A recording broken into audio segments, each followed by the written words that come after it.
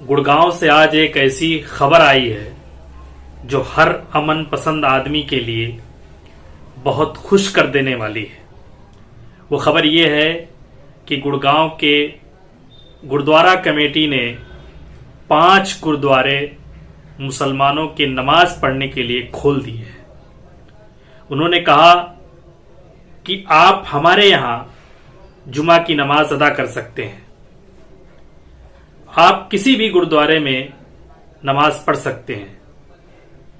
ये सबसे पहले तो पूरी सिख कौम को, पूरे सिख भाइयों को, गुरुद्वारा कमेटी को मुबारकबाद।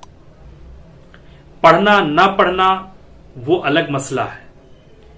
पढ़ी जाएगी नमाज, कितने दिनों पढ़ी जाएगी, नहीं पढ़ी जाएगी, वो बहुत बात की बात है।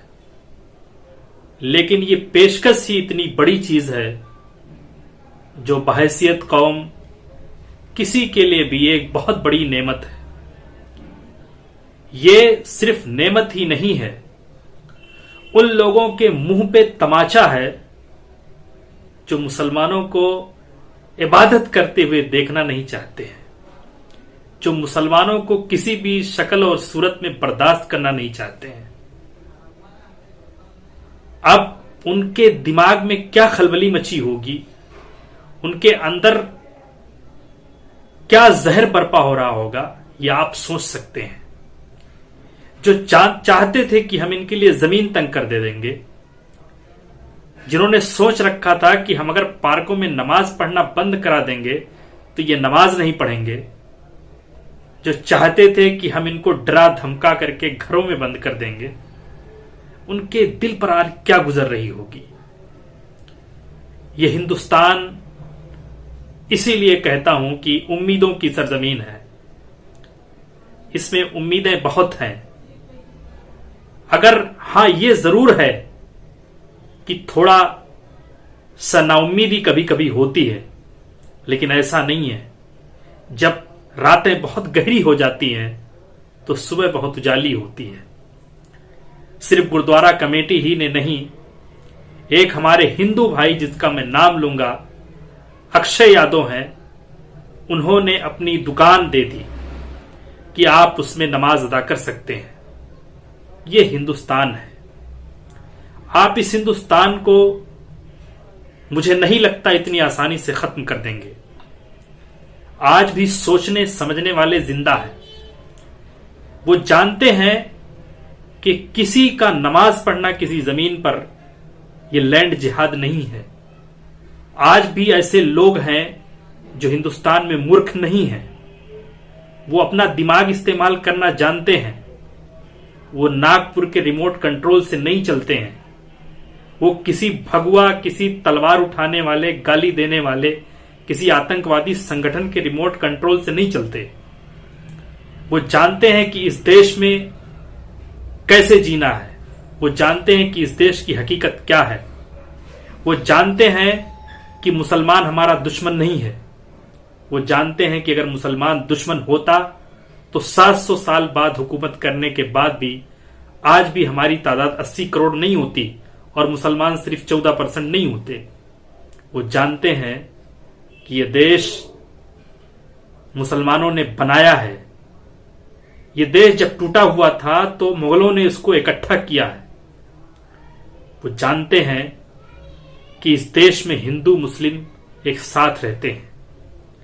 हमारे पड़ोसी हैं, हमारे कुलीग हैं, हमारे क्लासमेट हैं, हमारे दुख सुख के साथी हैं।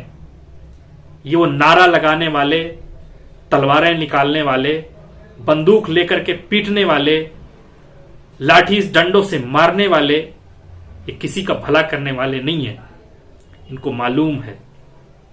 उन्हें मालूम है कि इसी गुड़गांव में इन्होंने खुद मस्जिदों पर कब्जा कर रखा है और जब वो खुले में नमाज पढ़ते हैं तो कहते हैं मस्जिदों में जाओ।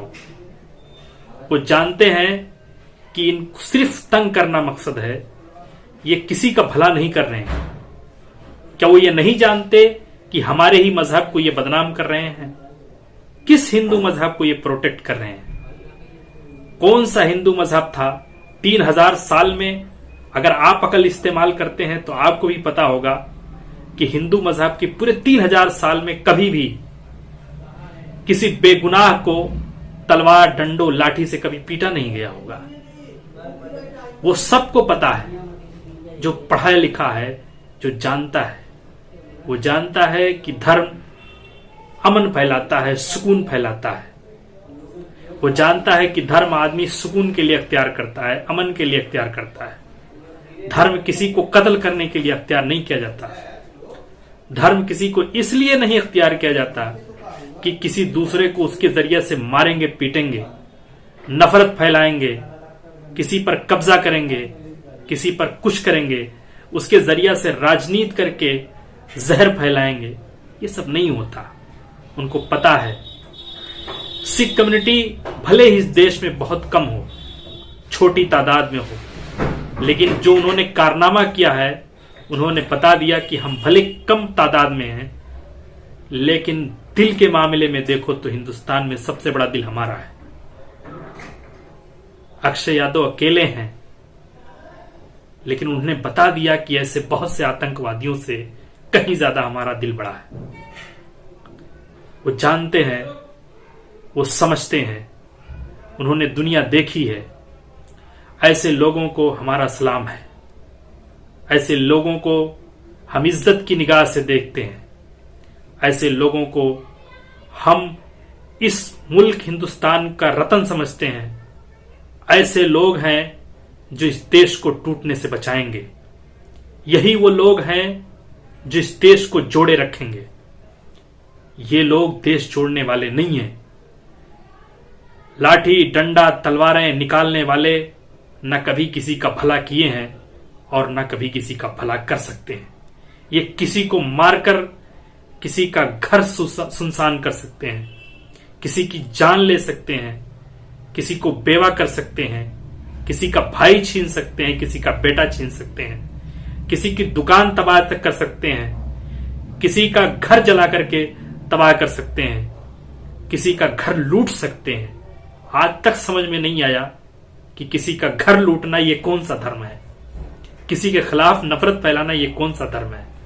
नहीं समझ में आया, आपको भी समझ में नहीं आएगा। धर्म तब समझ में आता है जब इस तरीके से कोई ऐलान होता है, जब इस तरीके से कोई कदम बढ़ाया जाता है। ये सिख भाइयों ने बताया कि धर्म ये सिखाता है, धर्म ये बताता है। जब रोश बहुत गहरा अंधेरा हो चुका था, नफरत के हर तरफ अंधेरे थे, तो सिख भाइयों ने प्यार की, मोहब्बत का एक शम्मा जला दी है उन लोगों के लिए जो नफरत में अंधे हो चुके हैं। और अंधों को शम्मा दिखाने से कोई फर्क नहीं पड़ता, बैटरी टार्च दिखाने से कोई फर्क नहीं पड़ता, लेकिन उसके बावजूद क्या पता किसकी आंख खुल जाए। सिख भाइयों ने यह काम किया है, उसके लिए फिर से सैल्यूट। शुक्रिया। सिख कौम जिंदाबाद।